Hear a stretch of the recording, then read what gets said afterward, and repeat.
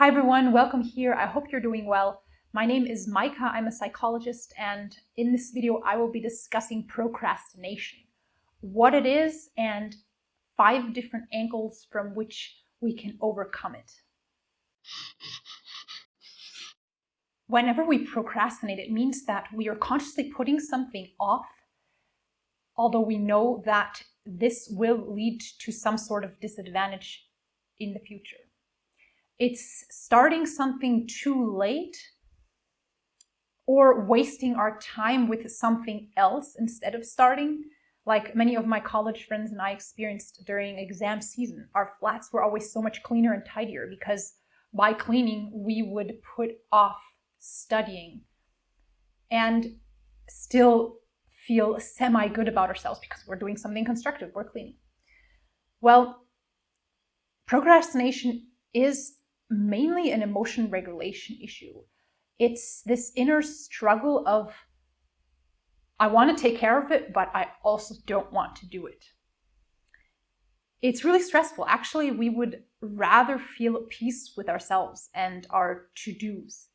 But it can be the case that we don't have healthy emotion regulation strategies in place, and then we use procrastination to feel a sense of relief of not having to do this task. And we use it as an unhealthy emotion regulation coping mechanism. It has many negative consequences, like the quality of our work decreases, we have more time pressure, this causes stress, which negatively affects our health. And the thing is, the more we procrastinate, the worse it gets. It can get so bad that we are in a constant firefighting mode, that we don't have any time left for anything else that is not urgent and pressing.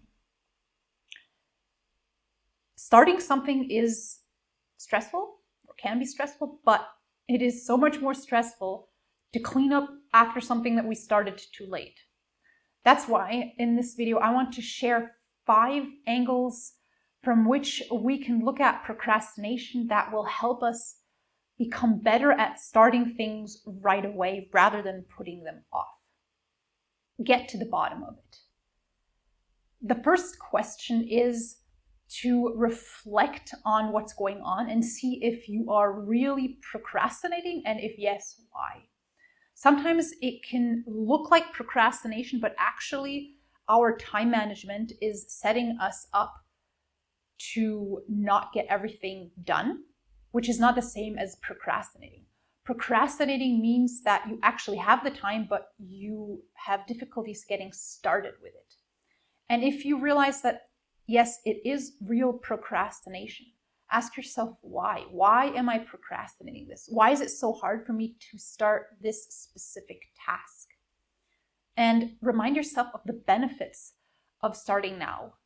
Less time pressure, less stress, better quality of work, and better health. Take care of your emotions.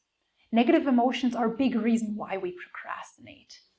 A recent study looked at this connection. Is there a connection between negative emotions and procrastination? If yes, which one comes first? Or do they maybe encourage each other? And the participants in this study filled out measures on their negative emotions and procrastination for 2 weeks every day. And statistical analysis found that negative emotion predicted the amount of procrastination on the following day. That means negative emotion comes first, then comes the procrastination.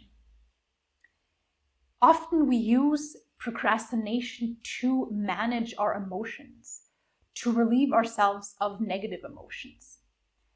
And there are so many better ways of managing our emotions. If we want to develop healthy coping mechanisms emotionally, we can start by becoming more aware of our emotions. So instead of focusing our attention outside of us on whose fault it is that we don't have everything to get started, or that this is such a laborious and strenuous task, to rather focus on our emotions and see what we can do to manage them. A very powerful way of managing our emotions when it comes to procrastinating is to change our perspective that we have of the task, to find some personal meaning in it. Is this task in any way related to any of your values? Do you like helping people? Is this task helping anyone in any way? Is it supporting your family? Is there some opportunity in it? Is it a passion project? Also, we can practice being better at going through temporary discomfort for long-term benefit. So instead of running away from temporary discomfort, to learn to go through it, to face the task and all the emotions that come along with it.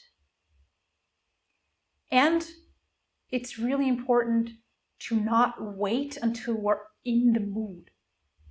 To know that my mood is something that I can influence. If I just sit around waiting for a proper mood to come, it's very likely that I will never get started.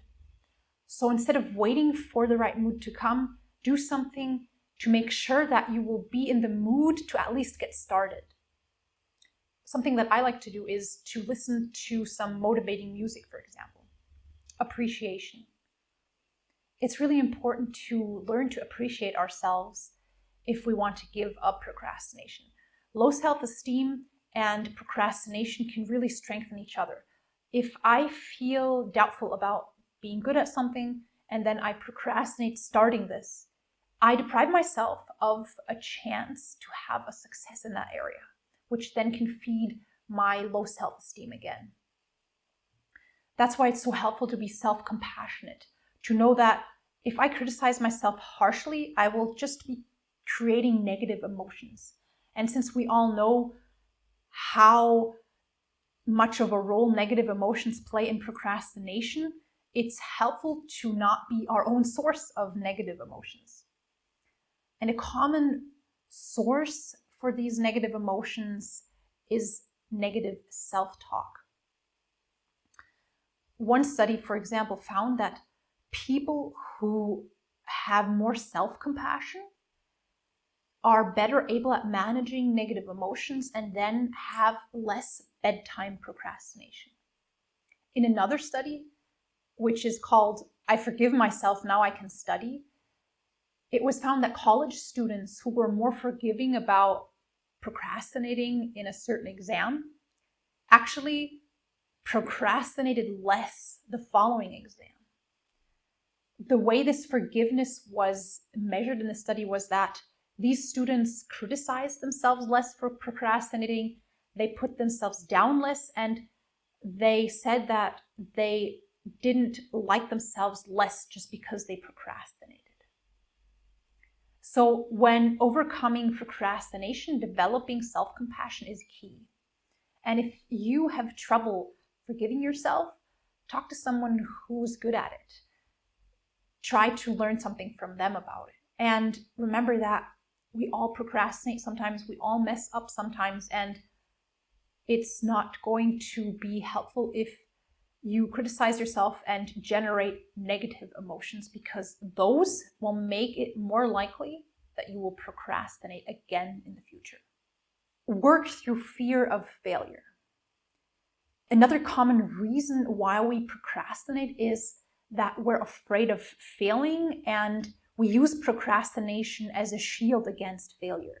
So in this logic, it seems better to be a procrastinator than someone who tried something but failed. It's also called self-handicapping when we do this. The question is, which voices did we internalize that cause our fear of failure? Was it something that our parents said, like, you're just like Uncle Charlie, you will never get far with this attitude? Or was it something a teacher said, like, you're not made of the right stuff for this? Reflect on these voices.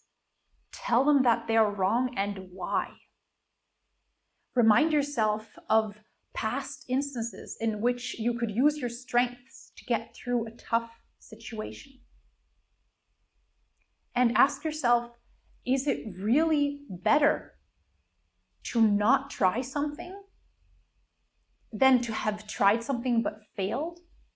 Isn't that just a chance to learn and grow? Doesn't it mean that someone showed courage? Know that you don't have to be perfect to get started. Just watch my first YouTube video and I'm still learning. There's this great quote by Voltaire. He said that, "Don't let perfect be the enemy of good." Hacks from time and project management. This is the last bundle of thoughts that I want to share. Starting with the recommendation to block a concrete window of time in your calendar for any task that you want to do. So even if it doesn't require anyone else, to still block time in your calendar for specifically that one task that you might procrastinate. The reason being that whenever we wait to have time left, things won't get done. Also, write down the steps that it takes to get this task finished. So instead of writing just the general thing you want to do, which may be a huge thing, and then when you see it in your calendar, you're immediately repulsed by that big task, write down the first step. Once you've done that, schedule time for the second step, etc. Seeing small steps is a lot more motivating than seeing huge tasks that take months to complete. Also, and this is something that I absolutely love doing, I think I learned it from my parents. Start with the thing on any day that you like doing the least. This just gives you the good feeling that it's done and the day can only get better. Rather than if you have it waiting for you at the end of the day, you always know it's there, and it's just around the corner and kind of, waiting for you.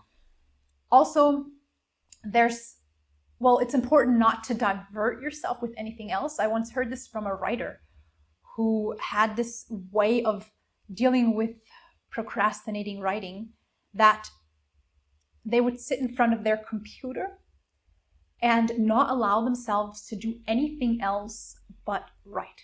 And if they weren't in the mood for writing, they would just sit there. Obviously, not all of these tasks work for everyone, so please, of course, pick and choose what works for you. But for some people, this actually works. They'll be so bored, they'll just start writing. Another thing that can help is the 10-minute rule, which means that you tell yourself, okay, I may not be motivated enough today to really work on this for hours, but at least I will work on it for 10 minutes. And if I want to stop after 10 minutes, I can stop. And usually what happens is that after 10 minutes, we are so deeply into it that we just continue. Also, make sure to set reminders on your phone, in your calendar, wherever you need them. And also, you can use the help of your friends. If you know that there's something that you always procrastinate, ask someone to ask you about that task in a week or so. Ask me if I started this. I really need to start this. And once you sit down to work on the task, make sure to eliminate all kinds of distraction so that you can preserve the energy that you built up to get started. This is something really precious. You don't want to have this be attacked by just some random messages or someone walking in the door that just doesn't know how focused you need to be. So close the door, switch off social media, etc. Some closing words. Becoming someone who starts things right away is something that takes practice. But once you've internalized it, this habit of struggling before you get started, it goes away or becomes very minimal. So the hardest part is starting right now. Starting to practice not procrastinating and getting started with things right away now. If you like, you can start practicing right now by not procrastinating, letting the YouTube algorithm know about this video by liking it, by commenting the comments that others have left, or liking their comments. You can share the video also. Thank you so much for watching. Thank you for being here. Thank you for your support. I'm really grateful for it. And I hope you'll join me for the next video I upload every week on this channel, which is all about self-leadership and supporting you in living the life that you aspire for. Hit the subscribe button and notification bell to stay in the zone of self-leadership reflection. Take care, and I'll see you in the next video. Bye-bye.